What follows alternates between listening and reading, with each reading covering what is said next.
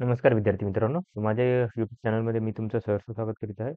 तुमच्यासाठी एका महत्त्वपूर्ण विषयावरती व्हिडिओ घेऊन येतो आहे, तो म्हणजे महाराष्ट्र शासनाच्या सार्वजनिक बांधकाम विभाग म्हणजे पब्लिक वर्क डिपार्टमेंट पीडब्ल्यू डिपार्टमेंटमध्ये जो निकाल लागलेला आहे, तर त्याचं डॉक्युमेंट व्हेरिफिकेशनसाठी टाइमटेबल त्यांनी काय केलेलं आहे, की विद्यार्थ्यांना मेल पाठवलेले आहेत.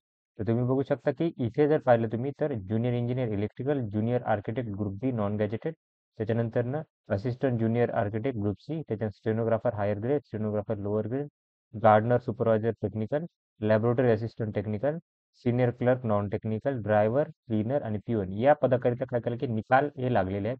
त्याच्यामध्ये यांनी प्रोव्हिजनल लिस्ट आहे काय केलं, की हे लावलेले आहे. तिथे बघू शकता, की प्रोव्हिजनल ज्या लिस्ट आहेत त्या काय केलं, की त्याच्यामध्ये लावलेले आहे. त्याच्यामध्ये सिलेक्शन लिस्ट आणि त्याच्यानंतर ना ही यादी आहे. ओके. प्रत्येक कॅटेगरीनुसार हे काय केलं, की यादी लावलेली आहे. त्याच्यानंतर ना तुम्ही ज्युनियर इंजिनिअरची झाली. त्याच्यानंतर इथे बघू शकता, की ज्युनियर आर्किटेक्टची प्रोव्हिजनल लिस्ट लागलेली आहे इथे. 5 विद्यार्थी आहेत. त्याच्यानंतर असिस्टंट ज्युनियर आर्किटेक्ट ग्रुप सीची आहे. 9 विद्यार्थी आहेत. तर या यादीनुसार काय केलं, की त्यांनी डॉक्युमेंट व्हेरिफिकेशनसाठी हे विद्यार्थ्यांना मेल पाठवलेला आहे. या मेलनुसार काय केलेलं आहे त्यांनी, इथे सांगितलेलं आहे, की जी परीक्षा होती ती 13/12/2024, त्याच्यानंतर 14/12/2024 आणि 15/12 आणि 16 या तारखेला काय केली होती आणि 28 तारखेला घेण्यात आली होती. त्याच्यानुसार प्रोव्हिजनल मेरिट लिस्ट प्रसिद्ध करण्यात आले आहे आणि डॉक्युमेंट व्हेरिफिकेशन होणारा सभागृह बांधकाम विभाग बांधकाम भवन इमारत 7वा मजला 25 मर्जबन पथ कोर्ट मुंबई इथे होणार आहे. तर ओरिजिनल डॉक्युमेंटसह तुम्हाला जायचं आहे. तर हे या 9 पदासाठीच होणार आहे.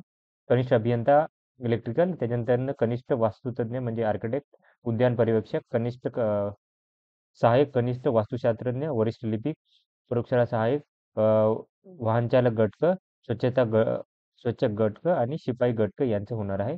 तर याच्यानुसार जे सिलेक्शन यादीमध्ये जे नाव आहेत प्रोव्हिजनल मेरिट लिस्टमध्ये त्यांचीच फक्त जाणार आहे. तर इथे बघू शकता 1 ते 55 उमेदवार जे आहेत, इलेक्ट्रिकलमध्ये बघा 1 ते 55 उमेदवार तुम्हाला दिसतील इथे. तर यांचं डॉक्युमेंट व्हेरिफिकेशन होणार आहे. त्याच्यानंतर जर पाहाल तुम्ही तर कनिष्ठ वास्तूच्यातनं 1 ते 5 विद्यार्थी. त्याच्यानंतर इथं बघू शकतो आपण इथं 1 ते 5 विद्यार्थी आहेत. 5 विद्यार्थी आहेत. त्याच्यानंतर पुढचं पद आहे ते आहे उद्यान पर्यवेक्षक 1 ते 12 विद्यार्थी. इथं आहे गार्डनर सुपरवायझर टेक्निकल 12 विद्यार्थी आहेत हे. त्याच्यानंतर पुढचं पद आहे कनिष्ठ लिपिक 27 पद आहेत. त्याच्यात वरिष्ठ सहाय्यक 1 ते 5 विद्यार्थी. त्याच्यात वाहन चालक 2 विद्यार्थी आहेत. स्वच्छक 32 आहेत आणि शिपाई 41 विद्यार्थी आहेत. तर स्वच्छता आणि शिपाईचं दाखवेन मी तुम्हाला. क्लीनर आणि पिओनची. तर बघा इथं हे आहेत 32 विद्यार्थी आणि पिओनसाठी बघू शकता 41 विद्यार्थी असतील. 41 विद्यार्थी. तर ही या यादीनुसार काय करायचं, की त्या विद्यार्थ्यांनी जायचं आहे. ओके. तर ही माहिती होती. त्याच्यानंतर पुढे आहे ओरिजिनल डॉक्युमेंटमध्ये काय काय लागणार तुम्हाला, की कोणकोणते डॉक्युमेंट लागणार आहेत. तुम्हाला ॲप्लिकेशन फॉर्म लागणार आहे सगळ्यात पहिलं. त्याच्यानंतर रहिवासी प्रमाणपत्र लागणार आहे. कास्ट असेल तर कास्ट सर्टिफिकेट आणि कास्ट व्हॅलिडिटी लागेल तुम्हाला.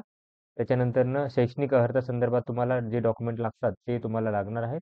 मार्कशीट असणे तुमचे मार्कशीट असतील, त्याच्यानंतर तुमचे सर्टिफिकेट असतील, डिग्री सर्टिफिकेट ते तुम्हाला लागणार आहे.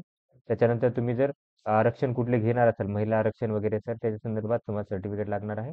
त्याच्यानंतर महिला आरक्षण असेल म्हणजे डोमिसाईल सर्टिफिकेट लागतं, एक्स्ट्रा कोणतं नाही लागत. त्याच्यानंतर व्ही-जे-एन-टी, एस-बी-सी, ओ-बी-सी या कॅटेगरीसाठी नॉन क्रिमिनल सर्टिफिकेट लागणार आहे. त्याच्यानंतर ई-डब्ल्यू-एस असेल तर ई-डब्ल्यू सर्टिफिकेट तुम्हाला लागणार आहे. त्याच्यानंतर दिव्यांगासाठी आरक्षण असेल तर दिव्यांग उमेदवार आणि दिव्यांग आरक्षण तुम्हाला लागणार आहे. तर हे सर्टिफिकेट तुम्हाला काय करायला, की घेऊन जाणे आवश्यक आहे. तर यांनी काय करायचं, की त्या विद्यार्थ्यांनी 8 तारखेला म्हणजे उद्याच काय करायचं, की सकाळी 9 वाजता जायचं आहे डॉक्युमेंट व्हेरिफिकेशनसाठी. तर ही माहिती होती. तर अशाच महत्त्वपूर्ण अपडेटसाठी माझ्या चॅनलला सबस्क्राईब करा, व्हिडिओ लाईक करा आणि इन्फॉर्मेशन मित्रांसोबत शेअर करा. धन्यवाद.